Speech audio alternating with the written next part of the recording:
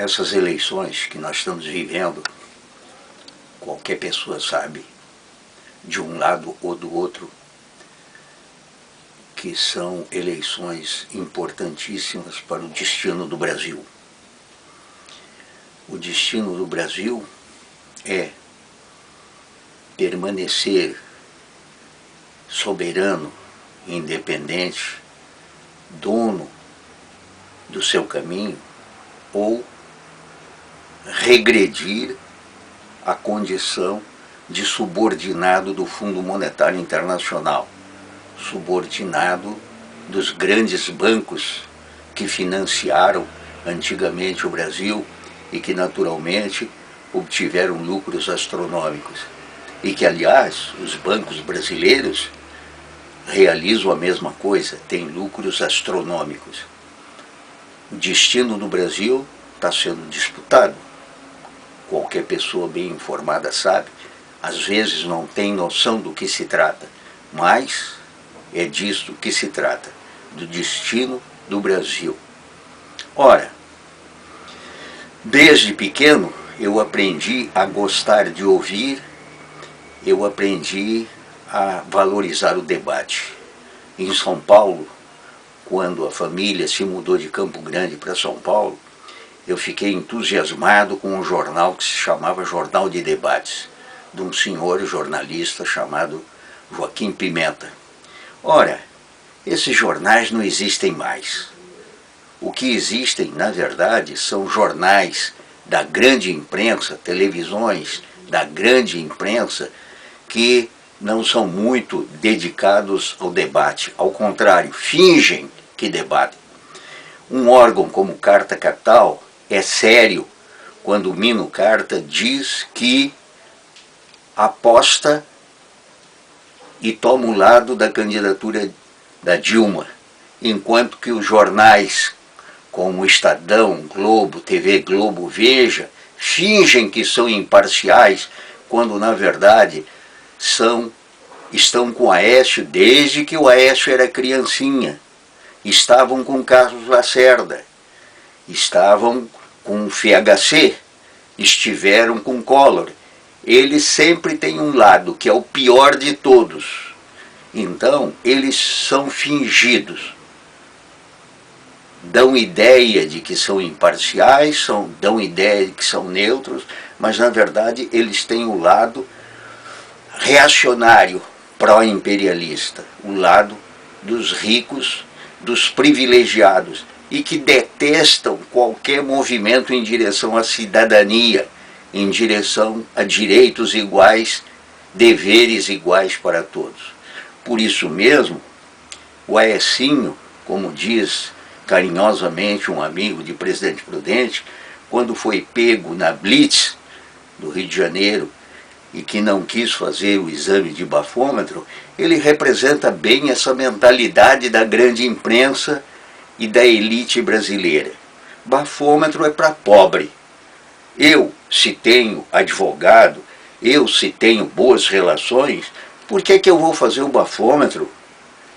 É esse o tipo de mentalidade que existe até hoje, mas que está sendo posta em questão esse tipo de mentalidade, para desespero dessas pessoas que, afinal de contas, pensam muito mais neles próprios do que no povo brasileiro, do que na nação brasileira.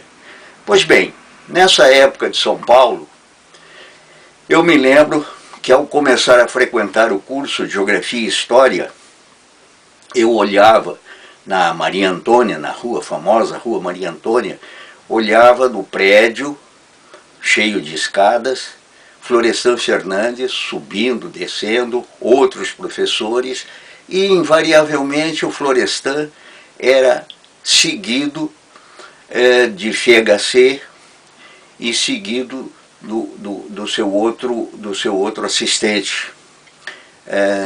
Me esqueço o nome no momento. Pois bem, essa cena ficava gravada na minha cabeça de ver esses professores, esses assistentes. E, na época, um dos colegas do curso de Geografia e História fez amizade com o FHC, que era professor assistente, junto com Ottaviani, que era uma pessoa séria, e o FHC começou a falar mal do Florestan Fernandes, dizendo que ele era intelectualmente um eclético, não era um marxista. Marxista era ele, FHC. Aquilo foi uma coisa chocante para mim, como eu sou observador, como eu gosto de ouvir, eu percebi que havia alguma coisa estranha. Como é que ele seguia para lá e para cá Florestan e pelas costas falava mal de Florestan? Esta é a tendência desses farsantes que, quando jovens, são de esquerda e depois deixam a esquerda, claro, porque a esquerda não dá muito dinheiro, deixam a esquerda e viram pessoas de direita, reacionárias, pró-imperialistas. Não foi o caso só do Florestan, não foi o caso só do Fernando Henrique, aconteceu com o Carlos Lacerda, aconteceu com Collor, aconteceu com ele, acontece com Aécio. São pessoas bons de bico, falam bem, são bem apessoados, procuram ser convincentes, agradáveis, têm um olhar inteligente, um olhar irônico, mas na verdade não fazem mais do que um teatrinho de segunda categoria. São farsantes. Pois bem, essa farsa foi percebida rapidamente por ACM, que era, afinal de contas, dono do curral eleitoral que ele controlava, que era a Bahia, e mais o dono da Globo, Roberto Marinho, que depois do fracasso do Collor, que eles elegeram, né, e que foi um desastre naturalmente, decidiram que o FHC iria ser o próximo presidente. Muito antes do FHC se eleger, ele já foi eleito pelo ACM e pelo Roberto Marinho. É esta a grande imprensa e é esta a elite brasileira. Pois bem, eleito, o que é que ele fez? O famoso Plano Real. O famoso Plano Real elevou o preço da moeda brasileira a ficar mais caro, o real, que o dólar. O Brasil teve a moeda supervalorizada. Por consequência, o dólar permitiu importações predatórias que destruiu um bocado da indústria brasileira. Grandes grupos, paulistas, aliás, paulistas, esses paulistas que votam no Aécio, que votaram, né, no FHC, que votaram no Serra, boa parte da indústria paulista foi destruída naquela época. Uma indústria brilhante, como era o caso da Villares, que produzia elevadores, escadas rolantes, cilindros de aço, etc., etc. Foi destruída, assim como foi destruída a firma Metal Leve, que era do grupo Mindlin, assim como foi destruída Brinquedos Estrela, Copenhagen. Pois bem, esses homens todos, destruídos, foram obrigados a viver de rendas, botaram seu dinheiro a render nos bancos. É isto que nós queremos? O Aécio, que aparece com o Tony Blair, que aparece com o Clinton, né, como amiguinhos dele. Tony Blair, que foi o cachorrinho do Bush na guerra do Iraque. Bill Clinton, que conseguiu do FHC a CIVAN, quer dizer, que era o controle aéreo da Amazônia, o CIVAN, conseguiu para a Raytheon americana. Quer dizer, são esses vendilhões da pátria que querem voltar com Aécio, com um coletinho cheio de botõezinhos, cujo pai lhe deu a vantagem de estar no Rio de Janeiro de graça, enquanto deveria estar em Brasília ou Belo Horizonte, e o pai dele era da Arena, era o partido da ditadura militar.